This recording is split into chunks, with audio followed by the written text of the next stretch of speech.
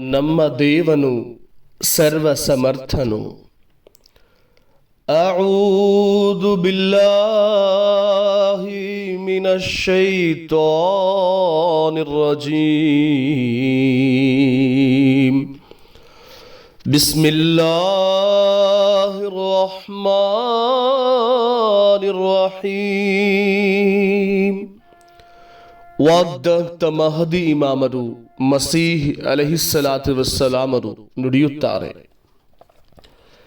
ನಮ್ಮ ದೇವನು ಅಲ್ಲಾಹನು ಸರ್ವ ಸಮರ್ಥನು. ನಮ್ಮ ದೇವ ಅಲ್ಲಾಹನು ಅತ್ಯಂತ ವಿಶ್ವಾಸಾರ್ಹನಾದವನು. ಆತನಿಗೆ ನಿಷ್ಠರಾಗಿರುವವರ ಪರವಾಗಿ ಆತನು ಅದ್ಭುತ ದೃಷ್ಟಾಂತಗಳನ್ನು ತೋರಿಸುತ್ತಾನೆ. ಅಂತಹ ಜನರನ್ನು ತಿಂದು ಹಾಕಬೇಕೆಂದು ಲೋಕದ ಜನರು ಇಚ್ಛಿಸುತ್ತಾರೆ. ಪ್ರತಿಯೊಬ್ಬ ಶತ್ರು ಅವರೆದುರಿಗೆ ಹಲ್ಲು ಕಡಿಯುತ್ತಾನೆ. ಆದರೆ ಅಂತಹ ಜನರ ಸ್ನೇಹಿತನಾದ ದೇವನು ಪ್ರತಿಯೊಂದು ನಾಶದ ಸ್ಥಳದಿಂದ ಅವರನ್ನು ರಕ್ಷಿಸುತ್ತಾನೆ ಮತ್ತು ಪ್ರತಿಯೊಂದು ಕ್ಷೇತ್ರದಲ್ಲಿ ಅವರಿಗೆ ಜಯವನ್ನು ದಯಪಾಲಿಸುತ್ತಾನೆ. ಇಂತಹ ದೇವನ ಆಶ್ರಯವನ್ನು ಬಿಡದವನು ಎಷ್ಟು ಭಾಗ್ಯಶಾಲಿ. ನಾವು ಆತನನ್ನು ನಂಬುತ್ತೇವೆ, ನಾವು ಆತನನ್ನು ಗುರುತಿಸಿದೆವು. ಸಕಲ ಲೋಕಗಳ ದೇವನು ಅಲ್ಲಾಹನು ಅವನೇ ಆಗಿದ್ದಾನೆ. ಆತನು ನನಗೆ ಸಂದೇಶವಾಣಿಯನ್ನು ಅವತೀರ್ಣಗೊಳಿಸಿದನು. ಆತನು ನನಗೋಸ್ಕರ ಶಕ್ತಿಶಾಲಿ ದೃಷ್ಟಾಂತಗಳನ್ನು ತೋರಿಸಿದನು. ಆತನು ನನ್ನನ್ನು ಈ ಕಾಲಘಟ್ಟದ ವಾಗ್ದಾತ್ತ ಮಸೀಹ್ ಆಗಿ ಕಳುಹಿಸಿದನು. ಆತನ ಹೊರತು ಅನ್ಯ ದೇವನಿಲ್ಲ, ಆಕಾಶದಲ್ಲೂ ಇಲ್ಲ, ಭೂಮಿಯಲ್ಲೂ ಇಲ್ಲ. ಆತನನ್ನು ನಂಬದವನು ಭಾಗ್ಯಹೀನನು, ನಿಸ್ಸಹಾಯಕತೆಯಲ್ಲಿ ಸಿಲುಕಿಕೊಂಡವನು ಆಗಿರುವನು. ಸೂರ್ಯ ಪ್ರಕಾಶದ ಹಾಗೆ ಪ್ರಕಾಶಮಾನವಾದ ಸಂದೇಶವಾಣಿಯನ್ನು ನಾವು ನಮ್ಮ ದೇವನಿಂದ ಗಳಿಸಿದೆವು. ನಾವು ಆತನನ್ನು ನೋಡಿದೆವು. ಲೋಕದ ದೇವನು ಅವನು ಮಾತ್ರ, ಆತನು ಮಾತ್ರ, ಆತನ ಹೊರತು ಅನ್ಯ ದೇವನಿಲ್ಲ. ನಾವು ಪಡೆದ ಆ ದೇವನು ಎಷ್ಟು ಶಕ್ತಿಶಾಲಿ ಮತ್ತು ಶಾಶ್ವತವಾಗಿ ನೆಲೆ ನಿಲ್ಲುವವನು, ಎಲ್ಲವನ್ನು ನೆಲೆ ನಿಲ್ಲಿಸುವವನೂ ಆಗಿರುವನು. ನಾವು ನೋಡಿದ ಆ ದೇವನು ಎಷ್ಟು ಅಗಾಧ ಶಕ್ತಿಗಳ ಒಡೆಯನಾಗಿರುವನು. ಸತ್ಯವೇನೆಂದರೆ ಆತನಿಗೆ ಅಸಾಧ್ಯವಾಗಿರುವುದು ಏನೂ ಇಲ್ಲ.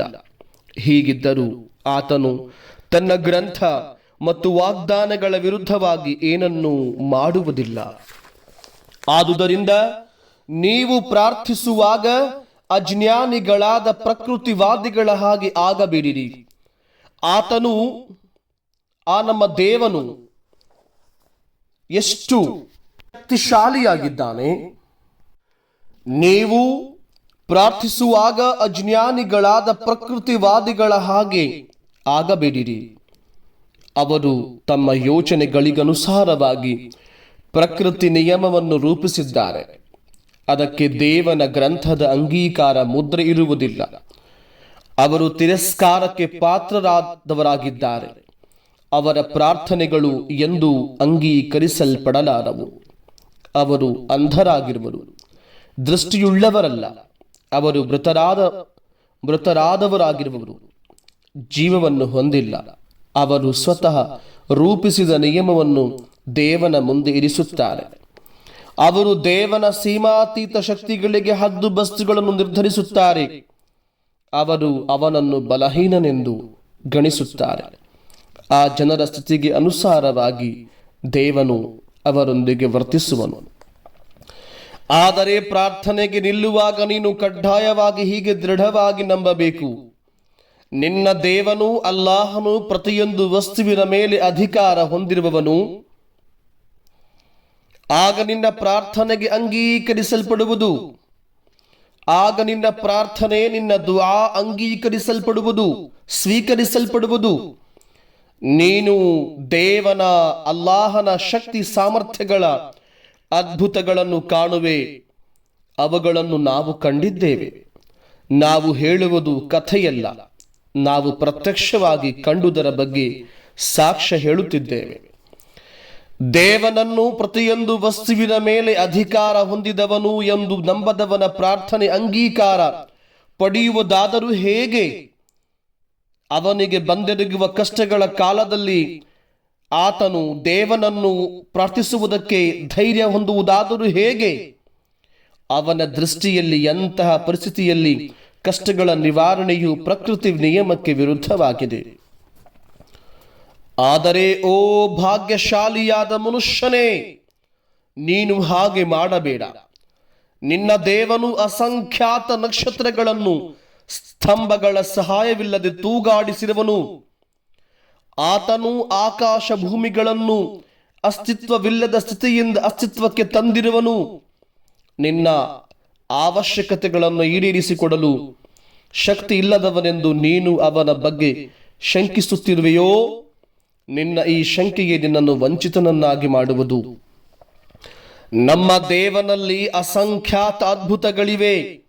ಸತ್ಯ ಮತ್ತು ನಿಷ್ಠೆಯಿಂದ ಅವನಿಗೆ ಸೇರಿದವರಾಗಿರುವವರಿಗೆ ಮಾತ್ರ ಅವು ಕಾಣಿಸಿಕೊಳ್ಳುವವು.